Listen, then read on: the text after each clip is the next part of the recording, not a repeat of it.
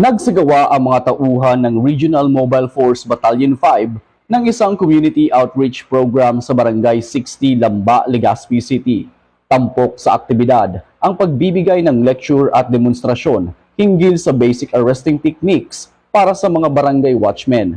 Aktibong lumahok sa pagsasanay ang mga barangay tanod at mga miyembro ng barangay council kung saan natutunan nila ang wastong pamamaraan ng pag-aresto, alinsunod sa batas at may paggalang sa karapatang pantao.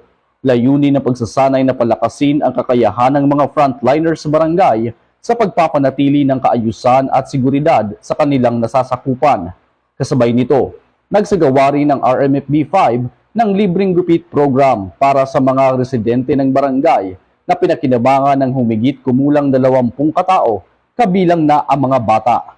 Ang naturang serbisyo ay nagdulot ng kasiyahan at pasasalamat mula sa mga benepisyaryo bilang bahagi ng malasakit ng kapulisan sa komunidad.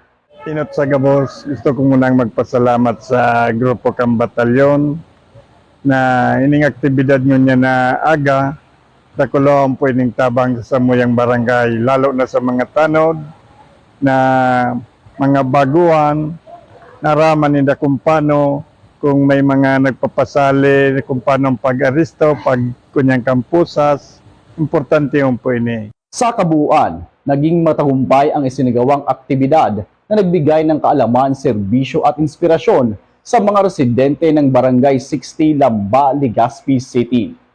Mula dito sa Regional Mobile Force Battalion 5, ako po si Patrolman Alexander Mata, nag-uulat para sa Police News Network. Bagong PNP para sa bagong Pilipinas, serbisyong mabilis, tapat at nararamdaman.